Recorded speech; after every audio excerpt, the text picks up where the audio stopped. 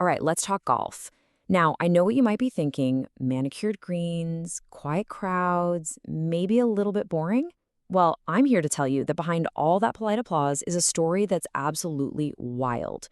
We're talking bizarre equipment, odds that are just impossible to believe, and, get this, feats that are literally out of this world. So let me just throw this question at you right from the start. What is the only sport that has ever been played on another world?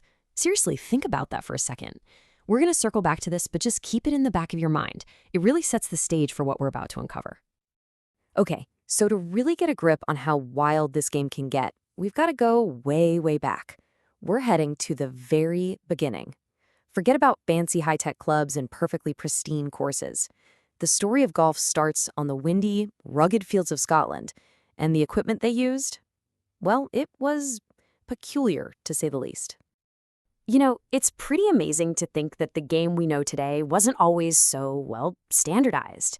It all got started back in the 15th century, but for a long, long time, the rules were kind of all over the place. Courses were different everywhere you went. Take the legendary St. Andrews, for example.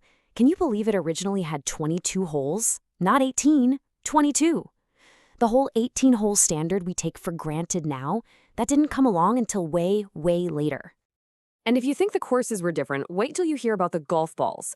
Just forget everything you know about modern dimpled balls. The very first ones were called featheries. And yeah, they're exactly what they sound like. Picture this. Someone had to boil goose feathers and then stuff them super, super tightly into a little leather pouch. I mean, can you even imagine? They were crazy expensive, a total pain to make, and I bet they were an absolute nightmare to try and hit straight. It just goes to show you how tough and, well, kind of rugged this game used to be. So, we've gone from those pretty humble beginnings, right? But oh boy, has golf evolved. Today, it's a game of absolutely mind-boggling numbers. So let's fast forward a bit and look at some of the stats, the feats, and the fortunes that honestly just defy belief. Okay, just take a second and let this number sink in. 1 in 67 million. Let that roll around in your head. Those are the actual odds of a pro golfer hitting 2 holes in one in a single round. I mean, to put that into perspective, you're way more likely to get struck by lightning. It is an almost impossible thing to do, just staggering. And check this out. I don't know if this is pure skill or just a whole lot of luck, but the longest putt ever recorded, wow, it was sunk from an absolutely mind-blowing distance. So for those of us in the States, we're talking about 395 feet. If you're using the metric system, that's a whopping 120 meters. It doesn't matter how you measure it, that's longer than an entire football field, just for a putt. Unbelievable. And of course, when you've got that kind of incredible skill, the money follows. And boy, does it follow. Case in point, Tiger Woods. His career earnings, and yeah, this includes all the endorsements, are over $1.8 billion. That's billion with a B. It makes him, without a doubt, the highest paid golfer of all time.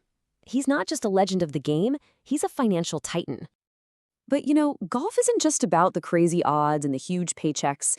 It's really about the icons, the legends, and the traditions that define it.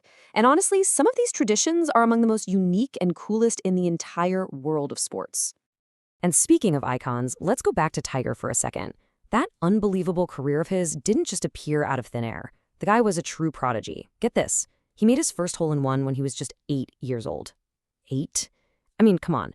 Most people play their entire lives and never, ever get one, and he did it as a kid. And you just can't talk about iconic traditions without bringing up the Masters and that famous green jacket. So when you win, you get to wear it, you get all the glory, but here's the thing, it's not really yours to keep. It's more like a library book. You get to take it home for 1 year, just one. After that, you have to bring it back to Augusta National and it stays there, permanently. It's such a unique rule, and it just makes winning that jacket even more special. Here's another cool little tidbit about Augusta National, that legendary course. Before it was one of the most famous golf courses on the planet, it was actually a plant nursery. Isn't that cool? And as a little nod to its past, every single hole on the course is named after a tree or flower that you can find there. You've got holes named Magnolia, Pink Dogwood, Azalea. It's a beautiful touch of history. So all of this kind of brings us full circle, doesn't it? We've looked at golf's really weird beginnings and its incredible high-stakes present. But now Now it's time to answer that big question I asked at the very beginning. It's time to go beyond the fairway. And I mean way beyond. And here it is, the answer you've been waiting for. The only sport ever played on another world is golf. You heard me right.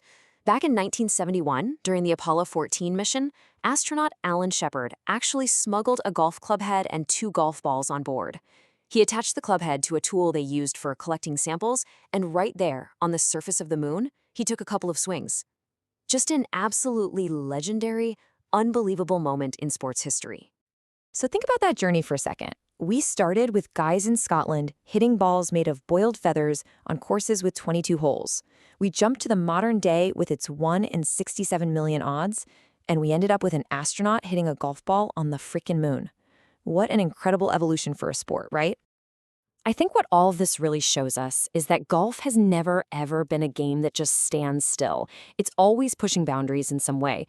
And that leaves us with one final kind of mind-bending thought to chew on. If this ancient game has already been played on the moon, what's next? Where else could it possibly go? Something to think about. Thanks for joining me on this one.